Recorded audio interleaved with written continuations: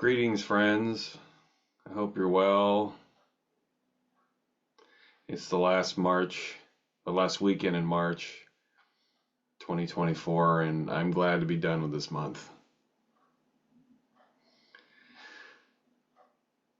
Yeah, I just want to blowtorch this month and then bury the ashes. It's been a weird month. Not all bad, but it's been stressful, let me put it that way. But I'm not going to bore you guys. I'm going to get right into it today. Your most overrated movies. Let's do it without any further ado or bullshit from me, because you know I am a purveyor of much bullshit. And thanks for responding. I got a lot of responses. These movie videos I'm doing are like they're doing really well. And I'm not assuming, I know it's because of the people and the names I'm putting in the title of the videos. A couple people have accused me of being a harvester of clickbait, and I understand that actually. I get that argument. I know it's happening. Sorry. Those of you who stumbled upon my video, I'm really not trying to engage in clickbait. I'm asking people I'm asking questions and people are answering them, and I try to put those names and titles in the title of the video. It's only fair. That's what I'm talking about. But people want to see their own opinions mirrored back at them. So when I don't like things and that person's name's in the title, people automatically think clickbait. Well, not really, but I get the argument. I understand. Tough shit. That's the internet for you. We all get clickbaited. Sorry if you think that's what I'm doing. That's not my intention, but I can see how it comes off that way. But today we're going to be talking about underrated movies because I've focused so much on the negative in recent videos. I'm going to start focusing on the positive. And so it's underrated movies today. And I got a lot of responses, man. I probably got 3 or 4 dozen responses, which is a lot for me. That wouldn't be a drop in the bucket compared to other more popular channels, but for me, it's a lot. So I'm going to talk about a good portion of those. I'm going to stop talking about or bringing up comments regarding movies I've never seen or even heard of. A couple of you brought up a couple movies I've honestly never heard of. I don't remember. I looked them up and I don't remember their titles, but there were a few where I'm like, I have no idea what you're talking about. I think the movie was called Dread, Dredd. Someone brought up a movie called Dread. I'm like, I have no fucking clue what that is. Never heard of it, no idea. I looked it up. I'm like, okay. But I'm not going to spend time on movies that I haven't seen because what's the point? And sometimes some of you bring up movies, I think you're just trying to get attention. You're trying to be different. Bring up movies you really think about it. Some movies, like a couple of people brought up some really just terrible movies, in my opinion. And I objectively try to always review and look at everything that I have any criticism of. Sometimes it's like, really? That's your most underrated movie? That little piece of shit? So I'm not going to bring up movies I haven't heard of, I haven't seen, or I don't like. Because what's the point?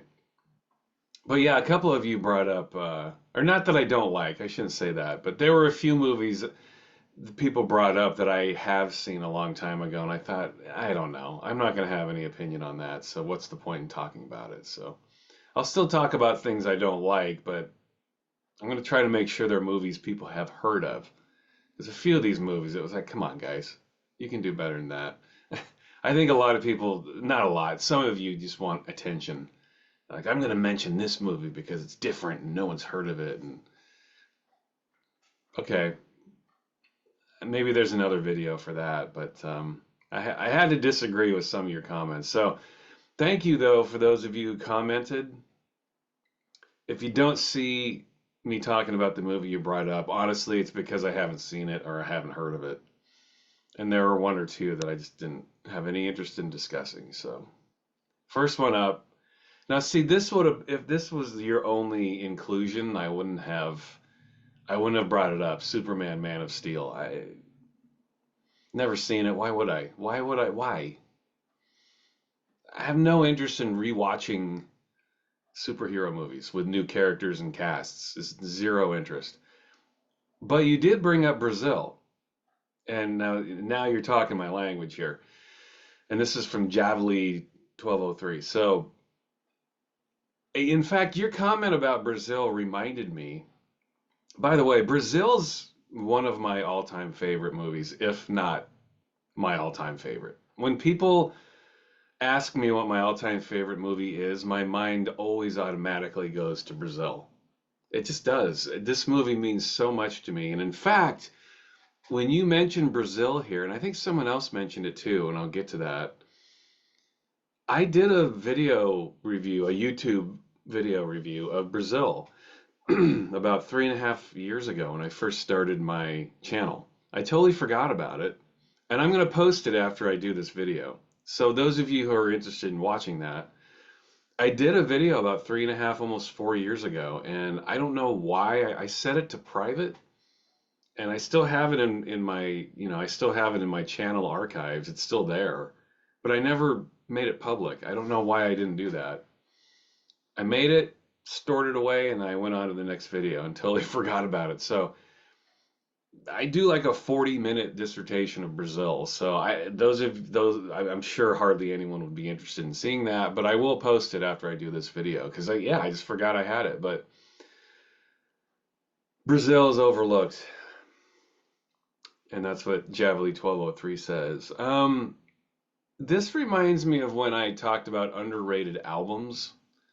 Like some people mentioned Skinny Puppy albums, and I feel the same way about Brazil as I said about those albums. I kind of think Brazil is in its right place because I think Brazil is much loved in a very limited capacity with a very limited audience, but that's exactly who that movie's for. That movie just torches so many institutions and beliefs in our system, and not just America, but everywhere. It's a pretty brutal movie. It's a very searing look at corporations and how people get lost in the shuffle and numbers over people and all those kinds of ideas. Brazil's a brilliant movie, and it's not going to appeal to the vast wide audience out there. So I don't know that Brazil is overlooked. I think people know what it is and appreciate it, and some of us absolutely adore and love that movie and think of it as one of the best, if not the best movie ever made. So I get what you're saying. Like you want it to be more popular, but that's just not the way the world is. I think that's most of Terry Gilliam's movies are pretty brilliant one way or another.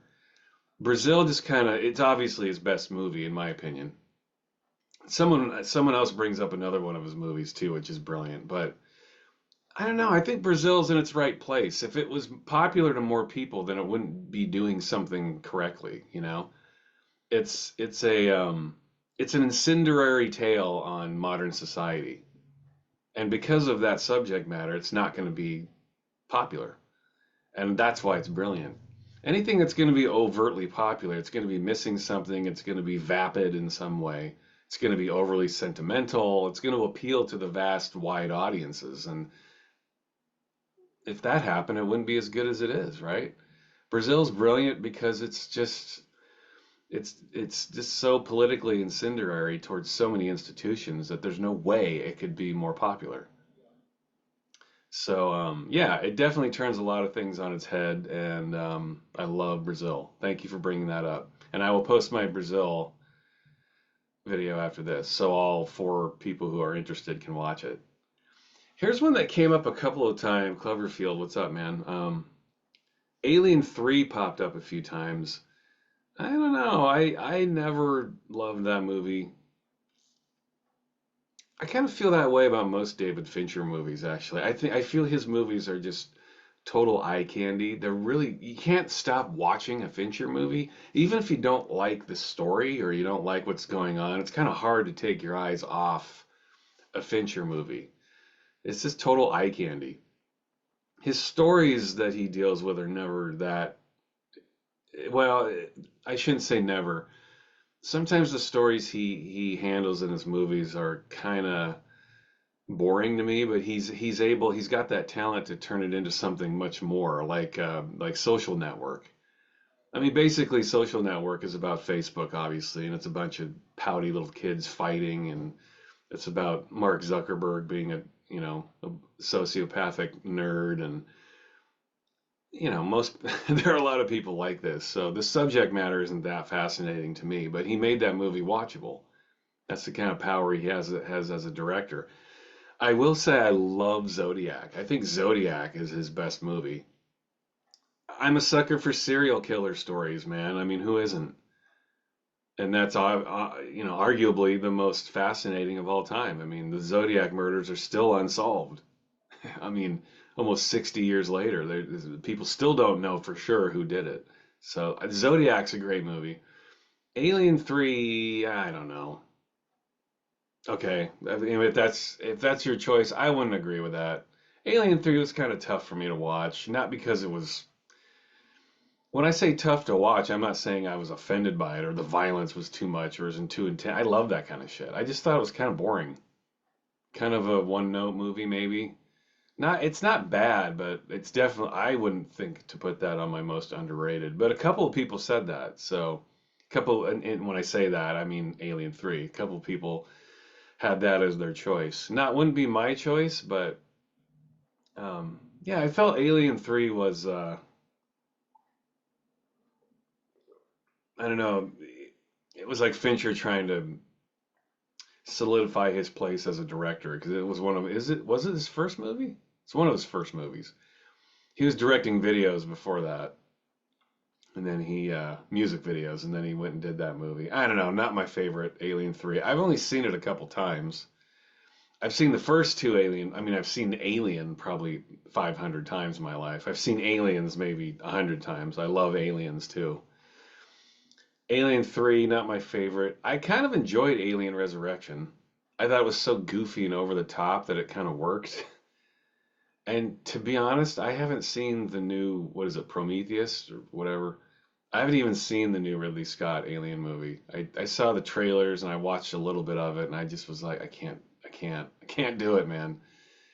Um, maybe I'll venture into it later on, but I just it seemed like they were just doing their best to rehash the original Alien movie and same kind of music and the same structures, and I don't know. I could be totally wrong about that. I haven't seen the movie. I'll reserve comment from here forth regarding the new Alien movie or newest. All right, Belafonte here says The Funeral by Abel Ferrara, unbelievably great cast and best mafia flick. Oh, let's not go that far. It is not the best mafia flick ever. Come on now. I assume you've seen Casino and Goodfellas. Stop it. Come on. Not even close. Martin Scorsese would have issue with that, but The Funeral is good. It definitely is a good movie. I've only seen it a couple of times. I like Abel Ferrara. I like the dedication he gets from his actors. They'll pretty much do anything for Ferrara. The Funeral's good. Don't get me wrong. I do appreciate that movie. I like it. Best mafia flick? Come on. Stop it. Stop it. You're just trying to get attention, right?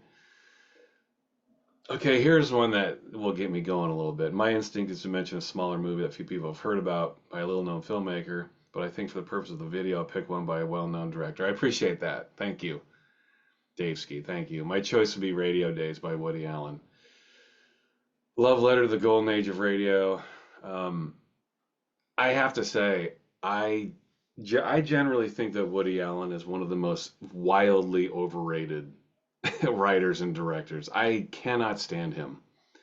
I just think listen, I understand what he's done for stand-up comedy even and comedy in general. I get it. But I watch his movies and they do nothing for me. I never have been able to sit through a Woody Allen movie. I know I'm in the minority. I get it. I just feel like Woody Allen's one of those guys who just makes the same fucking movie over and over and over, and people worship him for it. I just find him to be grinding and annoying, and I'm not a fan of his little whiny demeanor. Not a fan of just the way he structures his movies. I'm not going to get into a deep dive of Woody Allen movies because I don't like his movies. Um, and it's not like I'm against that kind of humor. Like I love Larry David, for example. Curb Your Enthusiasm was one of my favorite, arguably my favorite comedy sitcom of all time is Curb Your Enthusiasm. I think Curb is brilliant. In fact, I'm devastated that there are only 2 episodes left in the whole series. I think the new season, by the way, is really good. Love Larry David. So I like that kind of humor, but there's something with Woody Allen. I just think, sorry, got a hair in my mouth. That's great to watch, I know. But Woody Allen's just, no thanks. I don't know. I appreciate your opinion, but I've seen Radio Days. Um, I don't know. I've tried. I've tried with Woody Allen. I'll leave it at that. I can't do it. I just think that he has been pushing the same shit on people for over 50 years now, and people lap it up and think he's a genius. Not for me, man. Not for me. I can't do it. Here's one I kind of agree with, maybe. Dead Man, Jim Jarmusch. Solvent says this. What's up, Solvent? Dead Man's one of my favorite movies. Absolutely. Love Jim Jarmusch. Love the guy. Dead Man's my favorite Jarmusch movie, too. Down by Law would be a close second. But Dead Man is beautiful. I fucking love that movie. Absolutely love it. It is a beautiful piece of work. And boy, again, Jarmusch is one of those guys, like, I think his movies are in their right place because they are very odd and very different. I can't imagine any Jarmusch movie, breaking through and being a huge success. So to say it's underrated, maybe, yeah, maybe a little bit. It's a tough call, but then part of me thinks it's right where it needs to be. It's just too odd. It's too unusual of a movie for it to be any more popular, and that's why I love it. But oh my God, Dead Man is just a gorgeous piece of work. Love that movie. Thanks for bringing that up. I absolutely my favorite Jarmusch movie. Such a good movie. Dark City. Ilpana brings up Dark City. The director released The Crow in '94, and that movie always got the hype, while Dark City was completely overlooked. Even though it's a far better movie, in my opinion, Dark City is slowly gaining cult movie status. I saw Dark City back in the day. It didn't do a thing for me, so I'll have to watch that again. I'm glad you brought it up because that is a movie I've been wanting to revisit. But when I saw it at the time, I think I saw that in the theater actually. Didn't do much for me. I thought it was a little too, excuse me, it was a little too focused on being uber stylized and not a lot of story. But that's just how I felt at the time. Opinions change, so I'll try that. Thanks for bringing that up. I'm going to try watching that again. Colin Russell, what's up, man? Someone already mentioned Brazil, so I'm going to go with Time Bandits. Great cast, great effects. Terry Gilliam really knows how to create dreamlike visuals. Also, it's amazing how dark some family films were back in the day. Yeah. Looking up Time Bandits just now led down a rabbit hole that led to Something Wicked This Way Comes. I saw that when I was 6 and it scared the shit out of me. People love to get nostalgic. Maybe you can do a video on dark and terrifying family film. Is Time Bandits underrated, man? Like I feel like everybody loves Time Bandits, right? Don't they? I don't know, man. But yeah, I would think Brazil is Gilliam's finest work. I think Time Bandits is right behind it. And they're totally different movies, but the same in some ways. I think Time Bandits in a lot of ways is about this kid trying to break out of this prison he has at home with his parents. His parents are busily judging him and the things that he likes, but they're sitting there catatonic in front of the TV all day watching mindless game shows and drivel. To me, that's kind of like the overarching theme of that movie is like this kid's trying to bust out of this hell he's got at home with his parents and create this fantasy world so he can get out of this evil mundanity that he's surrounded with at home. It's kind of what Brazil is about in a lot of ways. It's about breaking out of this horrific mold that we all find ourselves in from the day we're born. But Time Bandits is more of a family film. I wouldn't. Um, I have to disagree with you about Something Wicked This Way Comes. I did see that in the theater, and I was super excited to see that movie when I was a kid because I had read the book as a kid. Those of you who don't know, Something Wicked This Way Comes is based on a book by a very famous author. I'll let you look it up. Sometimes I want to give you guys some mystery and have you guys look stuff up.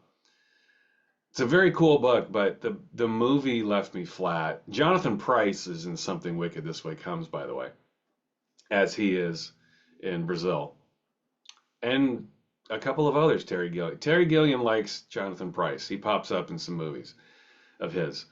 But Something Wicked This Way Comes. I didn't. You know what? I've only seen it maybe once or twice, so maybe I should go see it again. Uh, Not my favorite, but I haven't seen it in probably 30 plus years. So maybe I'd feel different about it. It did not scare me when I was a kid. Didn't do much for me. But thank you for bringing up Terry Gilliam and Time Bandits in Brazil. Love those movies. Some of my favorites for sure. And a lot of Terry Gilliam movies are I would consider among my favorites. I mean, he co-directed The Holy Grail. Um, The Fisher King's a pretty good movie. Fear and Loathing in Las Vegas is brilliant. 12 Monkeys is brilliant. The guy's done some amazing stuff. So, yeah, Terry Gilliam, man. You got to bring him up. Let's see the next comment here. Oh, The Devils, a film by Ken Russell with its bold and brilliant. Well, I don't know why you have this in quotes. Maybe you're quoting someone. I'm not going to read your quote there. I doubt many now have seen this film, but perhaps should. How do you see it, though? If you know a way to easily watch this movie, let me know. Uh, well, I'm not even going to try to pronounce your handle here. People can see it. How do you watch The Devils? You can't buy it on Blu-ray. You can't buy it on 4K. You can't stream it. I'm talking about the United States. Dude, your name, Demon Ping, whatever the fuck your name is here. You can't see this movie in the United States. Good luck. You can't see it. And hardly anyone's ever seen the full version of it. Those of you who don't know, The Devils is a infamous movie where it took on several cuts. It deals with some intense subject matter. I saw a version of it years ago, only once. It was on some bad bootlegged VHS, and I watched it, and I couldn't believe what I was seeing. I mean, it's a great movie, but it's highly, highly controversial because of its, its how do I put it? Because of its religious themes. I'll put it that way. I mean, there's some for people who are, I'm atheist, so these kinds of things don't offend me, but people who are religious, I think this would be a tough movie for anyone who's religious to watch. I mean, Ken Russell just is flat out trying to, um, well, he just has a flat out denial of anyone's religious taste. He has no care in how people view the way he sees things when it comes to religion. He has some very prescient and pointed things to say about it, but it's not so much verbal, it's visual. He paints these really disturbing images, let's put it that way. The Devils is great, but dude, how do you see it? I don't know where you are. You in the UK or are you in the US? Here in the US, you cannot fucking see this movie. You can't buy it, you can't stream it, it's not available. Good luck. So I'm glad you brought The Devils up. This desperately needs some kind of a release, just even if it's a DVD, something that we can pop in our players and watch or be able to stream it or something. But it's a lot of people consider The Devils to be the most offensive movie ever made. And there's an argument for that. I mean, the version I saw was striking. Like some of the shit I was seeing, I was like, "Oh my God." But it's great, I mean, I think that's important with art. You need to be confronted. You need to be offended. Have your thought processes challenged, and that's what The Devils does. So thanks for bringing that movie up. But seriously, tell me how I can watch it because I don't know how. You can't see it here in the United States. It's impossible. Okay, review. Let's see. I'm going to reposition myself here. Review in it up. Okay. Oh man, so many come to mind, but because you mentioned Lawrence of Arabia in a recent movie video, I'll go with a different film by the same director, which is David Lean, by the way. Ryan's Daughter. It ruined David. Oh, he mentions David Lean. There you go. It ruined David Lean's career. But yeah, Ryan's Daughter was cool, man. I liked it. David Lean, especially from Lawrence of Arabia onward. I mean, this guy, he was unafraid to build whatever world he needed to build to recreate his vision. The guy was a master director, really, really one of the greatest directors of all time. And it's weird that not many people know him, know his name. David Lean was a British guy, and he made amazing movies. And again, you need to see Lawrence of Arabia, number one. If you've never seen Lawrence of Arabia, I don't know what hole you've been hiding in, but um, yeah, thanks for bringing up Ryan's Daughter. Ryan's Daughter is a really great movie, and um, oh, I'm drawing a blank on his name. God, it'll come to me in a minute. Night of the Hunter, Cape Fear, that guy. Why can't I think of his name? All right, I can't. I can't continue with this video. See, sometimes even I draw a blank on people's name. Let me type this in here. How can I not remember this guy's name? He's one of my favorite. Robert Mitchum. Sometimes I forget. Even I forget things, people. It happens. I'm not as nerdy and dorky as you think I am. No, I am. Ryan's Daughter. Watch it because Robert Mitchum's in it. You don't need any more reason to watch it. But it is a great movie. Thanks for bringing that up. All right. Hey, Razmix, what's up? What's up, my neighbor in Vancouver, Washington? I'm tired of this town, Razmix. You ever get sick of this town? I feel like I'm sick of it. I'm over it. I wanna move. I wanna leave. I'm tired of it around here. The Hidden from 1987. It's a really fun 80s sci-fi action flick that's going on multiple viewings. I could list others that are underrated to me, but this one is pretty underrated and forgotten. Yeah, The Hidden's cool. That is on Blu-ray too. I own that on Blu-ray. I don't want to give too much away because I feel like The Hidden. I will agree with you. I will agree that movie is underrated.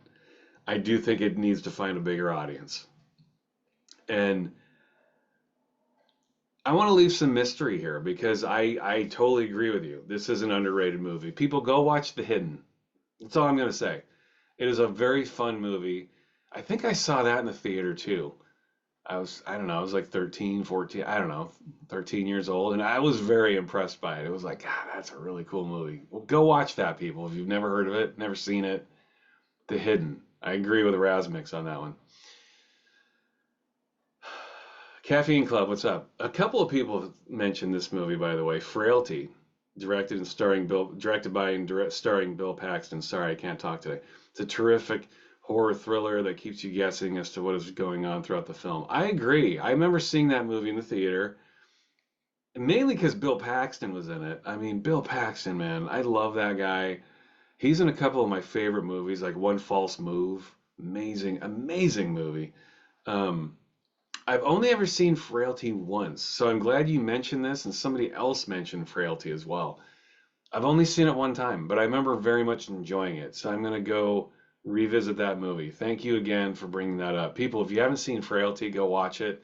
My memory of it is very positive, and I'm gonna revisit that soon. I really like that movie. Ian Emery, what's up, man? Good to see you. Mishima, the controversial biopic of Japanese author Yukio Mishima. Yes, even the soundtrack by Philip Glass is magnificent. A forgotten film, a forgotten soundtrack about a forgotten author, and directed by vastly, you forgot to mention the director, Ian. Vastly underrated director in Paul Schrader. Paul Schrader. A part of me just wants you to go look up Paul Schrader. The guy is a classic writer and director, and I think by and large a vastly underrated talent. Paul Schrader. I'm not even going to tell you what he's done. Go look. Most of you will know Paul Schrader, but you need to go look him up anyway if you don't know who he is. Just feast your orbs upon the things that Paul Schrader has written and directed. You will be impressed. Mishima is a great movie. Yeah, I agree. That is underrated. I agree, Ian. I always agree with you, Ian. When have I ever disagreed with you? I agree. Mishima is a great film. I think that is a film that everyone should see. If people like, well, it's a biopic, but in a lot of ways, it's about a real person who's important, and we should see it. And Philip Glass does have an amazing soundtrack, one of his best. Everyone was on top of their game with Mishima. Thanks for bringing that up, Ian. That is a great movie. I love that movie. There's a Criterion release of that too, Ian. Have you picked that up?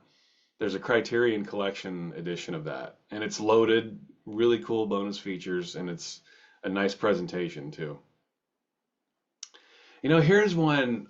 When I posted this question, I had a feeling someone would mention this because ever since it came out, I feel like it's always had this reputation for a long time. It's Near Dark in 1987. Such a cool and original take on, by the way, hey Mondo, what's up? Original take on vampires with an amazing cast and soundtrack by Tangerine Dream. Mainly got buried by Lost Boys, right? Yeah, I mean, Lost Boys came out a couple of years before Near Dark. Maybe a year. Was it a year? Did they come out the same year? I think Lost Boys came out before Near Dark, but at any rate, maybe it was 87. I don't remember. Near Dark is a really cool movie. Yes, very cool movie, and I appreciate you bringing that up, and I knew someone would bring it up. It's just kind of widely regarded to be one of the most underrated films, and for good reason. Because I don't want to spoil things, go watch Near Dark. It is a vampire movie, as Mondo just mentioned. Very underrated, and I would recommend people seeing that movie. User blah blah blah. The Performance 1970, shot in 1968, hugely influential on many directors, mainly of the gangster genre, and very progressive movie for that time, mostly because of innovative montage techniques, but also for the explicit depiction of sex, drugs, and rock and roll. It remains a cult movie, but not popular enough for today's kids, like some other movies of that period. Easy Ride. Yeah, The Performance. Well, just go watch it. I would agree that that movie is underrated. Absolutely agree. That's a very good movie, and stuff just didn't look like this back then. It came out at a very fertile time too, the early 70s, because of Easy Rider and movies like that. Movie studios were starting to move over toward letting the directors have carte blanche over their movies and letting them have final cut and you know Performance came out at that fertile time where directors were being given license to really take chances and be different. And Performance, absolutely, I think is underrated. I will say this: I don't want to give out a lot of spoilers about the movie, but Performance stars Mick Jagger of the Rolling Stones, of course. So go watch Performance. It's definitely a movie all of its own. And try to remember it was actually filmed in the late 60s. So when you go watch it and you're like, oh, this shit's been done before. No, not when that came out. Again, context, people. Remember, context. Young people have a hard time understanding context. I get it. I was young too. But Performance came out in 1970. It didn't come out in 2024. It came out 50, what is it, 54 years ago? So keep that in mind. I agree. The Performance is underrated. You guys came up with some great ones, man. Thanks a lot. Here's another great one. Uh, I want to say your name, dude, but every time I say names, comments are disabled for privacy reasons by YouTube. I don't do it. So, Mr. Riley, I'll just say Mr. Riley here says River's Edge and Southland Tales. I'm going to be honest, never heard of Southland Tales, no clue. But you put River's Edge in here, so I'm bringing that up. Yeah, River's Edge is definitely underrated, man. I couldn't agree more. Thank you for bringing this up. You cannot find this. It came out on a Blu-ray. I have a Blu-ray of it. It came out 5, 6 years ago, maybe. But I looked it up. There have been no represses of it, no reissues of it. You can't find River's Edge. You can't stream it either, as far as I know. It's not an easy movie to track down. But you should if you've never seen River's Edge, especially if you grew up in the 80s, as I did. River's Edge is fun and kind of spooky, and it's a great movie. And also, it's an early Crispin Glover performance. And personally, I think Crispin Glover is the reason to watch the movie. His performance is really over the top and exaggerated, but that's what Crispin Glover does so brilliantly. Like he'll take a performance and completely contort it and distort it and go over the top, but it's still, he has this talent to make it still fit within the confines of that story. He really stands out in River's Edge. I think he's the reason to watch it. Crispin Glover, man, he does a fantastic job. He's brilliant in that movie. And River's Edge, thank you for bringing that up. I agree. River's Edge is a fantastic movie. Love that movie. And it should be, it should be more available as far as I'm concerned. I mean, why press it? Why? I guess it's licensing issues, right? But why press up a Blu-ray and then only do one run of it, and then people are scrambling to find it, and you can't stream it? I don't know. Some of the movies that are easily you can easily buy and watch are like the most random C movies ever made from these weird countries. I mean, it's kind of a glory time for physical media. It really is. But then there are movies like this that are relatively mainstream and you can't find them. I mean, River's Edge was a movie that you could see easily back in the 80s. I feel like it's harder to see it now. But yeah, go watch River's Edge. So, here is a great one. I am so glad somebody brought this up. Matthew 74:19. And I'm sure people are going to raise their eyebrows and disagree with this, but Mouse Hunt. I agree. That is a great movie, man. And I've always thought of that to be kind of a holiday movie. Every year when Thanksgiving rolls around, I watch Mouse Hunt. It is a really good movie. It is. I agree with you. Some people would absolutely disagree with that, but I thought Mouse Hunt was thoroughly entertaining. It was funny. It was well acted. It's just goofy. I mean, it's a goofy movie, but the two main performances are just fantastic. It's a very slapstick. It's slapstick. But it's like good old fashioned Three Stooges type slapstick, you know. And I think the director was Gore Verbinski, right? The dude who did the Pirates of the Caribbean movies and the first Ring movie, the English language one. Um, so he's gone on to do much bigger things, but I think Mouse Hunt's a great movie. I agree. Thank you for bringing that up. I would have never thought of it on my own. But Mouse Hunt is probably, I watch that every year around Thanksgiving. It's kind of a holiday movie now for me. It's a very well done slapstick comedy with excellent performances. What else can you ask for? Nathan Lane's amazing. He's always great, no matter what he's in. I forget the other guy's name, his brother. I don't remember his name. He wasn't in much. He's only in a few movies. He was in There's Something About Mary. He played the dude in the crutches that was competing for Mary's attention. And he's also in Mouse Hunt, and he does a great job. Here's another great one, and I agree. The Blair Witch Project. Uh, NSJX says this. The Blair Witch Project. It is the concept which is timeless and it was quickly forgotten. I do not recall anything that piqued such curiosity before a premiere. The project landed before the WWW had reached maturity, and so many aspects about the project remained concealed upon release, which left a swath of moviegoers extremely curious, and what the fuckness was hysterical. I even had to rush and order the mixtape. Still have my shirt. Yeah, I hope you're well too, man. I agree. Now, the Blair Witch Project, the concept, the found footage concept, that was not new. If you've ever heard of a movie called Cannibal Holocaust, NSJX, drop what you're doing and go watch this movie.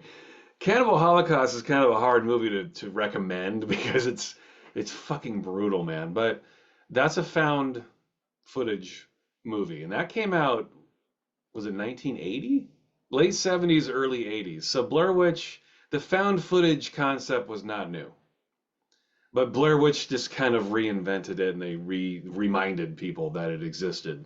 It was not the first time it was done though. But what the Blair Witch Project did do brilliantly, and it's impossible to explain this to people who weren't there, but NSJX just did a really good job of doing that.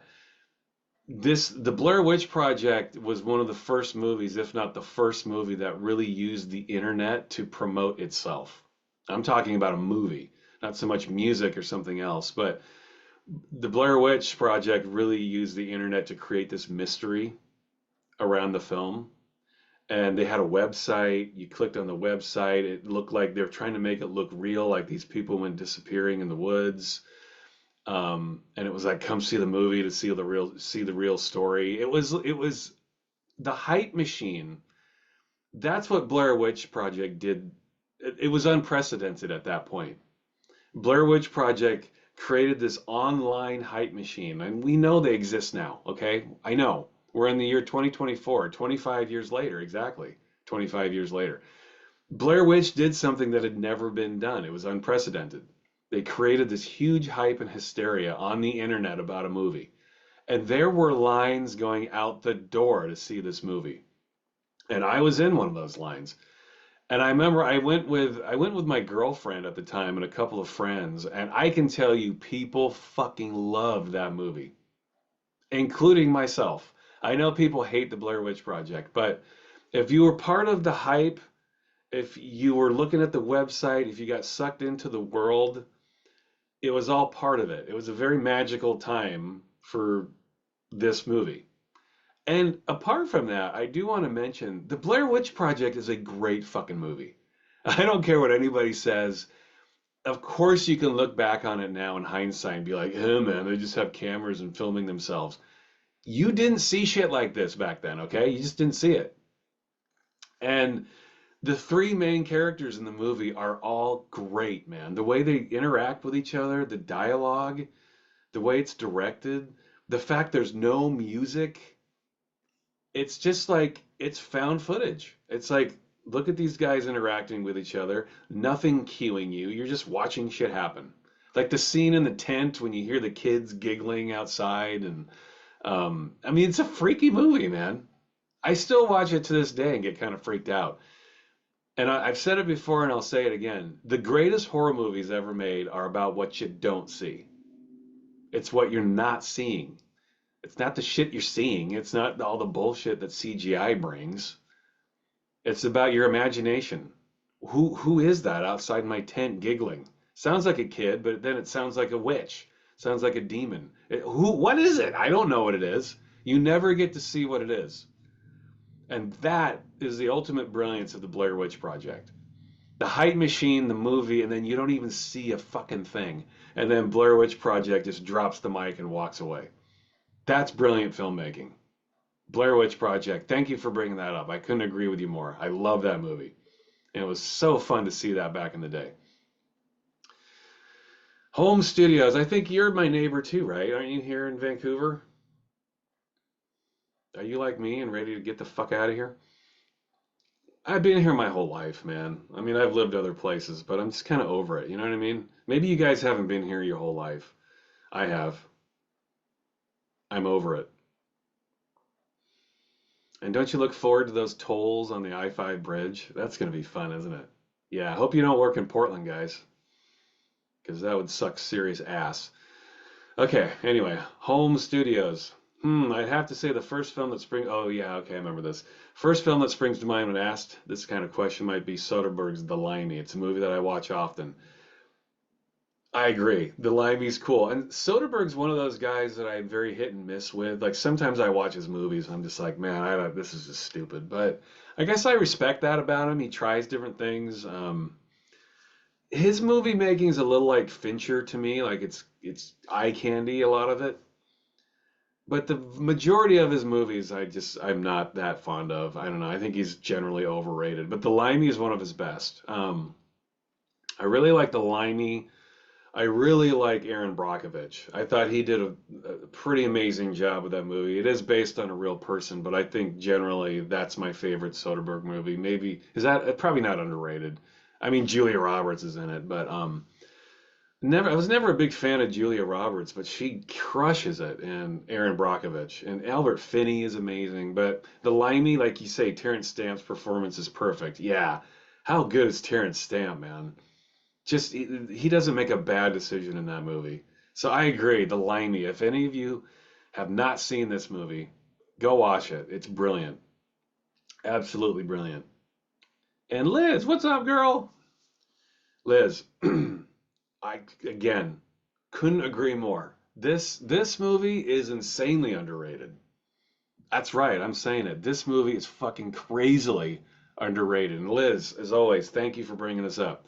I had to think long and hard over this one and decided on Apocalypto. Without giving away any spoilers, this often overlooked gem has a storyline Mixia, Mayan, Aztec, Incan civilizations that takes me on a journey. Apocalypto is draped in visually stunning imagery that immerses me into a world not often portrayed in film. Abso-fucking-lutely, yes. It's packed with masterful cinematography, breathtaking backdrops, and the acting is phenomenal. It's worth noting much of the cast were unknowns, yes, with Apocalypto having been their first film. Damn, Gibson achieved something so rare in that I feel like I was both flying by the seat of my pants and also a fly on the wall throughout the entire film.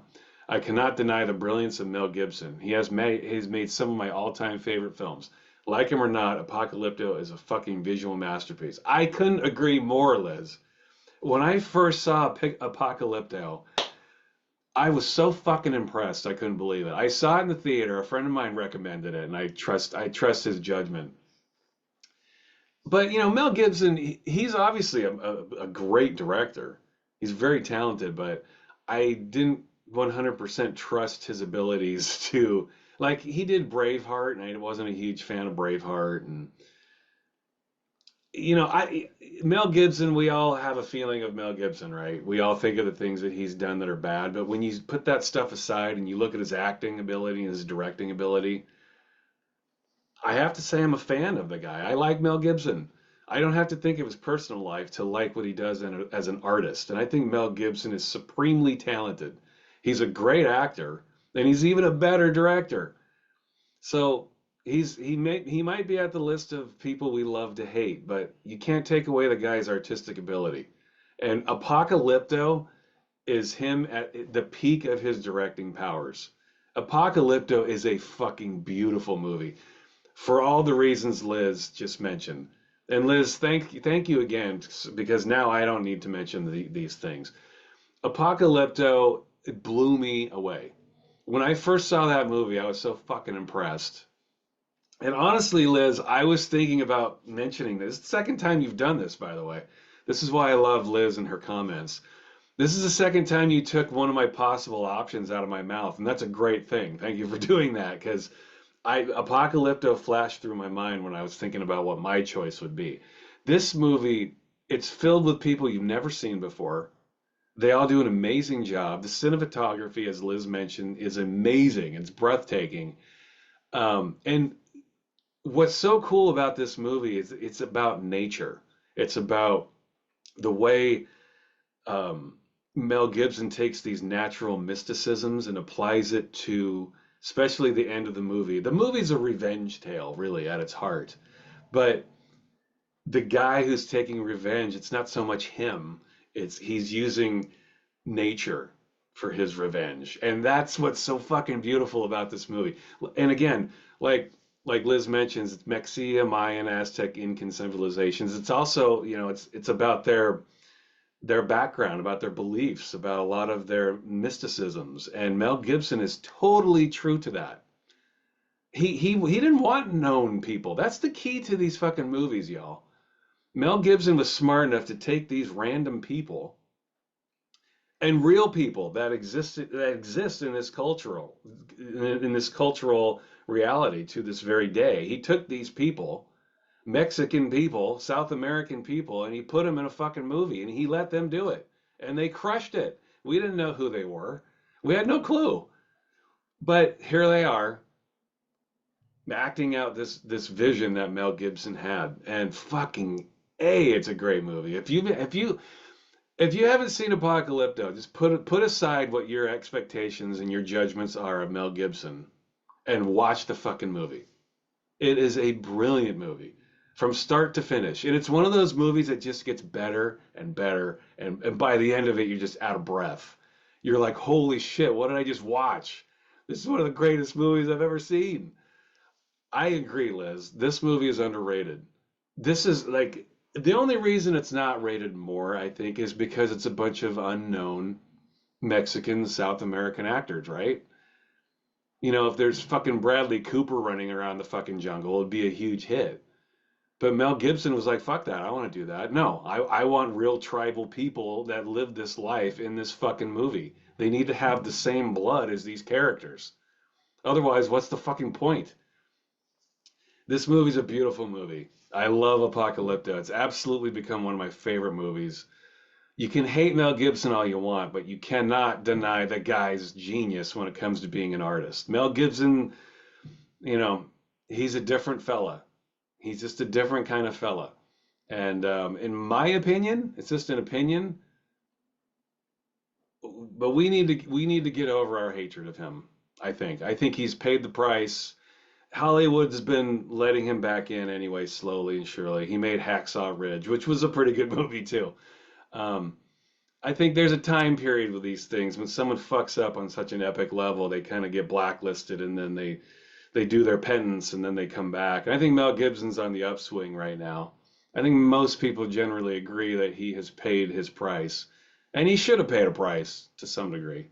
But I also think it would be a tragedy to not let this man do what he does, and that is direct fantastic movies. Not always. I've seen The Passion like most people, and he's not always on top of his game. But well, anyway, I'll just leave it to Apocalypto. Apocalypto is a brilliant movie, and as always, thanks Liz for bringing that up.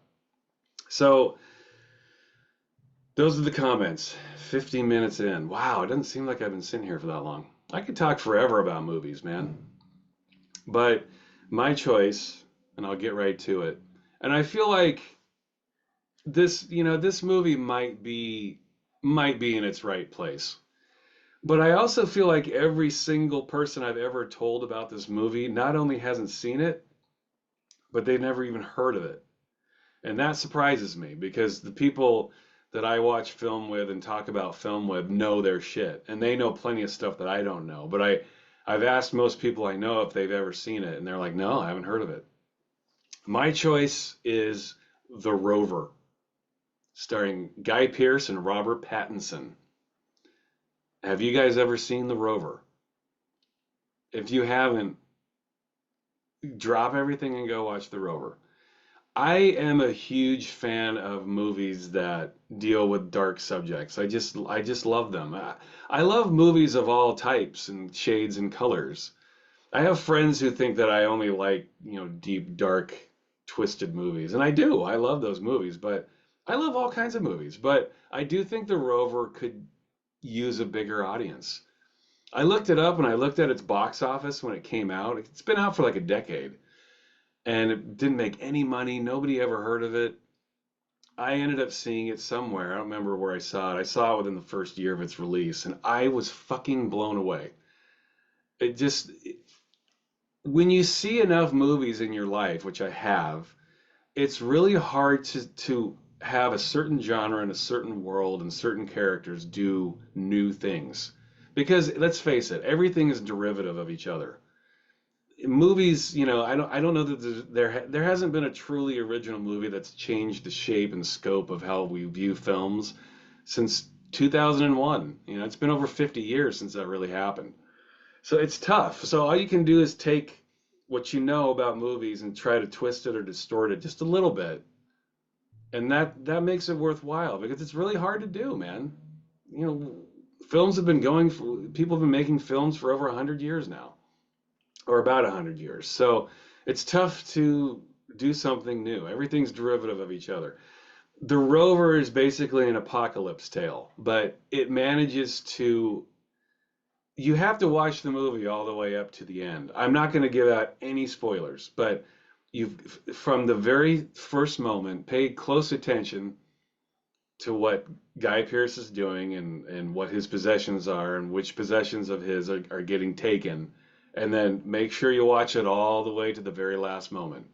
Because when you see, well, again, I don't want to give off any spoilers, but when you see what Guy Pearce is concerned about, what his motivations are in this movie, you don't know what those necessarily are until the very last scene. And when you see the last scene, you're just fucking devastated. You're just like, oh my God, this is what this guy was fighting for? How, I mean, how desperate, how empty, how alone could he possibly be in this world for that to be his one lone motivation? It's just, it rips your fucking heart out. But everything that happens between the beginning scene and the end scene is brilliantly done.